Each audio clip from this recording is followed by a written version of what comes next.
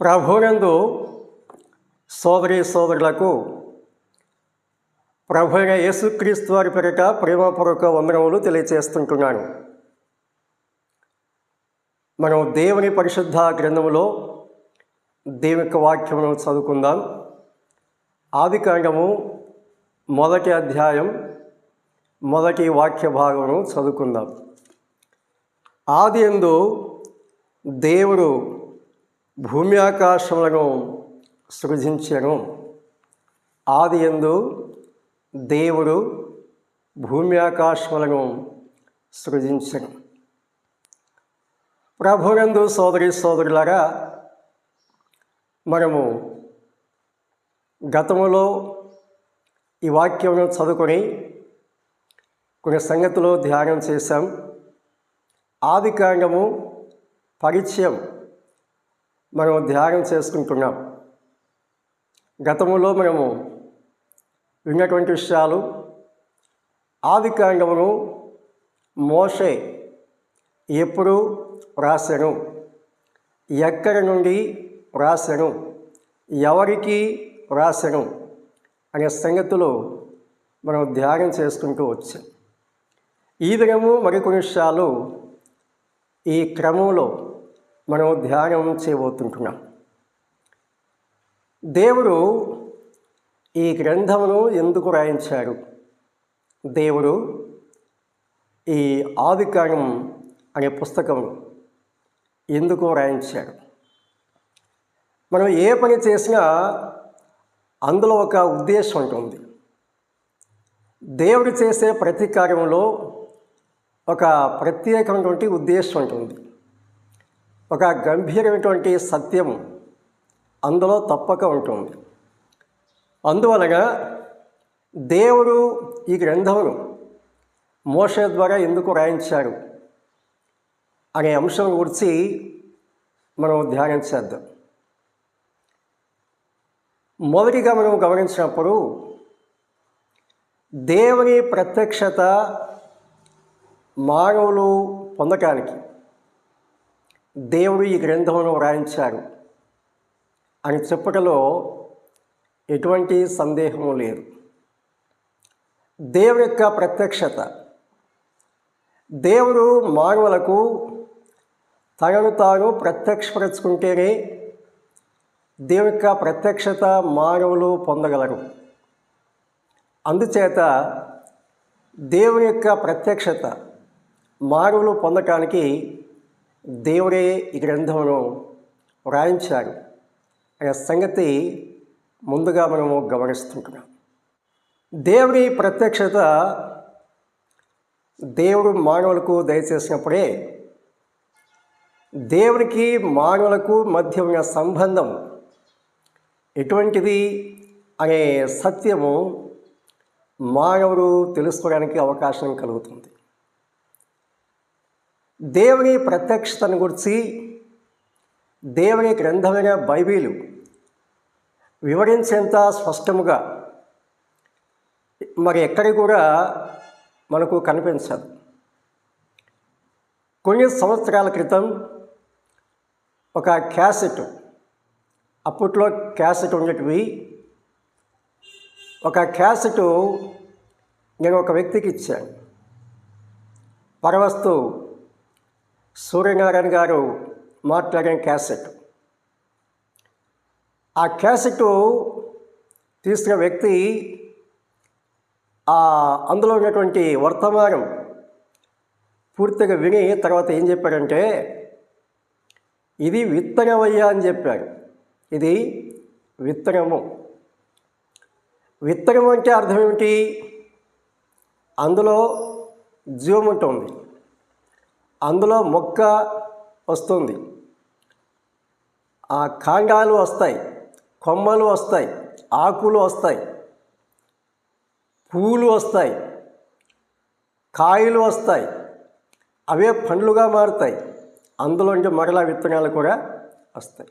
అంటే ఇందులో ఉన్న సారాంశం పరిపూర్ణమైనది అనే భావంతో ఒక మాటలో ఆయన చెప్పారు. విద్యావేత్త ఆ సంగతి అని చెప్పారు.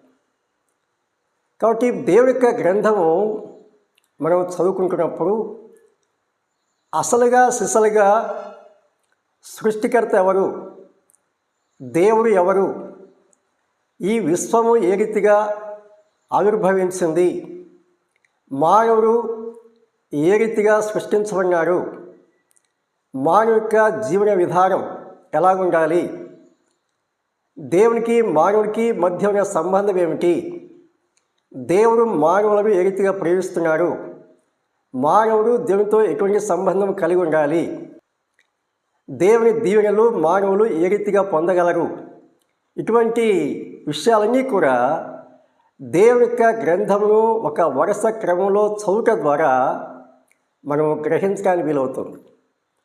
కాబట్టి దేవుని గురించిన సత్యాలు, దేవుని యొక్క ప్రత్యక్షత, దేవుడు ఎవరు, ఆయన ఎలా ఉంటారు, ఆయన ఎక్కడ ఉంటారు, ఆయన ఏం చేస్తారు, ఇలాంటి విషయాలన్నీ కూడా దేవుడు మనకు తెలియచేయడానికి ఈ గ్రంథమును రాయించి ఇచ్చారు అనే సంగతి మనం దేవుని వాక్యం నుండి గ్రహించగలుగుతుంటున్నాం.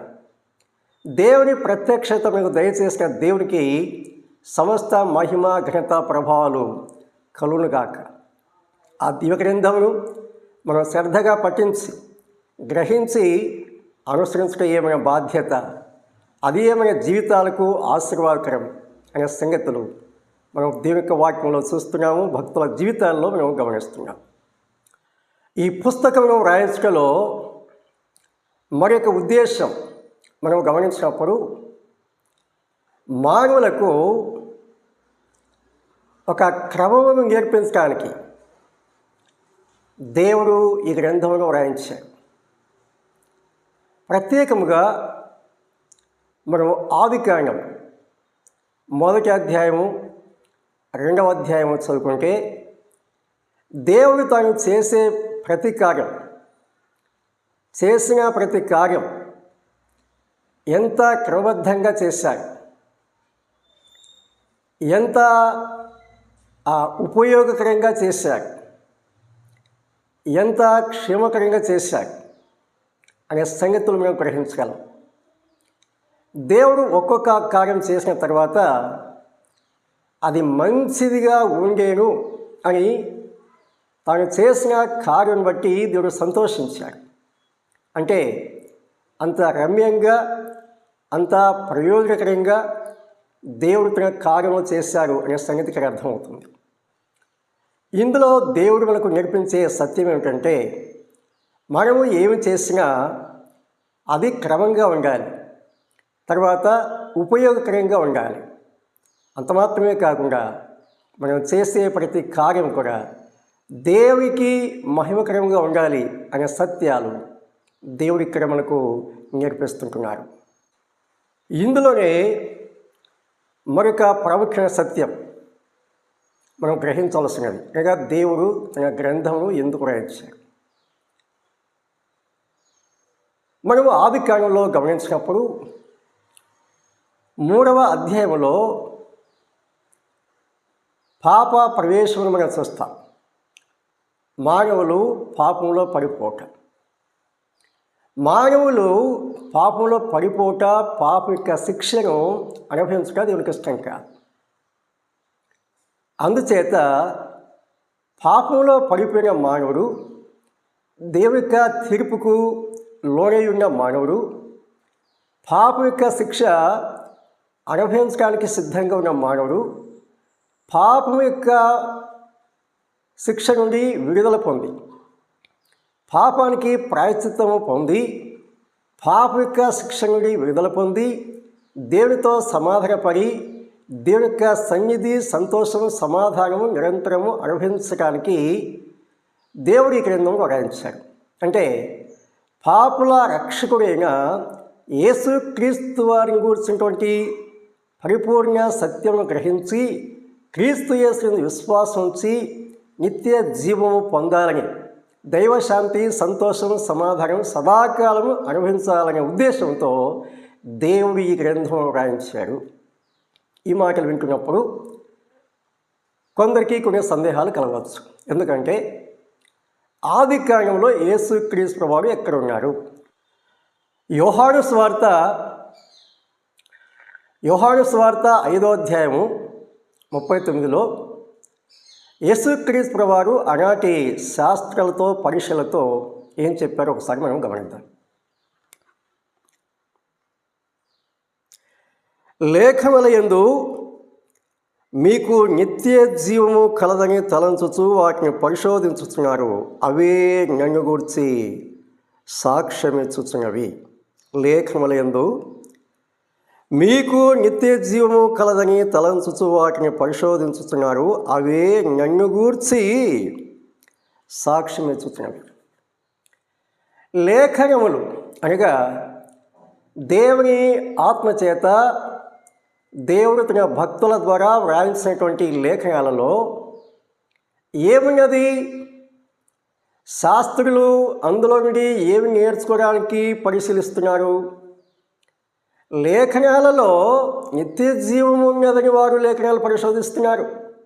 అయితే ఆ లేఖనాల యొక్క మూలం, నిత్య జీవానికి ఆధారం ఎవరు అనే సంగతి మనం చూస్తే అవే నన్ను గూర్చి సాక్ష్యం ఇచ్చుచున్నవి అని యేసుక్రీస్తు వారు ఇక్కడ మనకు తెలియపరుస్తుంటున్నారు. లూకా సువార్త 24వ అధ్యాయము 27వ వచనం 44వ వచనం కూడా మనం చూస్తే అందులో ప్రభువారు ఏం తెలియచేసారో చూద్దాం. మోషేయు సమస్త ప్రవక్తలను మొదలుకొని లేఖనములన్నిటిలో తన్ను గూర్చిన వచనముల భావము వారికి తెలిపెను. ఎవరు రాస్తారట? మోషేయు సమస్త ప్రవక్తలను మొదలుకొని లేఖనములన్నిటిలో తన్ను గూర్చిన వచనముల భావము వారికి తెలిపాడు. లేఖనాలలో ఎవరున్నారు? యేసుక్రీస్తు ప్రభువే మనకు ప్రత్యక్షపరచబడుతున్నారు. 44లో ఏం చెప్పారో చూద్దాం. అంతటా మోషే ధర్మశాస్త్రములోను ప్రవక్తల గ్రంథములలోను కీర్తనలలోను నన్ను గూర్చి వ్రాయబడినవన్నీ నెరవేరవలనని నేను మీ యొద్ద ఉండినప్పుడు మీతో చెప్పిన మాటలు నెరవేరినవని వారితో చెప్పాను.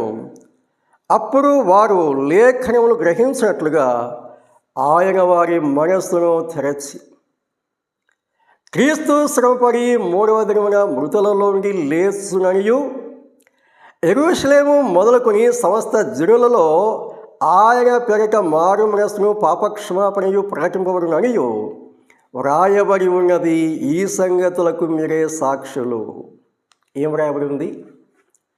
యేసుక్రీస్తు ద్వారా సమస్త మానవులకు పాపక్షమాపణ. ఈ సంగతులు మనము దేవుని వాక్యంలో చూస్తున్నాం. కొరింథీ మొదటి పత్రిక 15వ అధ్యాయము 2-3 వచనాలు కూడా మనం చూసినప్పుడు లేఖనముల ప్రకారము క్రీస్తు మన పాపముల కొరకు మృతి పొందెను, సమాధి చేయబడెను. లేఖనముల ప్రకారము ఆయన 3వ దినమున లేపబడెను అనే సత్యం చూస్తాం. లేఖనాలు లేఖనాలు లేఖనాలు అకార్డింగ్ టు స్క్రిప్చర్,